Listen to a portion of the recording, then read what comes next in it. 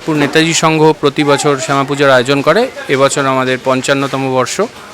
এবছর আমাদের পুজোর বিশেষ আকর্ষণ হলো মহাপীঠ তারাপীঠ। তারাপীঠের বিশেষত যে এক তন্ত্র সাধনা, আমাদের খুব জাগ্রত পুরনো যে শ্মশান আছে সেই সম্পর্কে আমরা একটা থিম আমাদের নিজস্ব সদস্যদের মাধ্যমে তুলে ধরার চেষ্টা করেছি এবং তার একটি লাইভ শো আমরা এবছর অর্গানাইজ করেছি।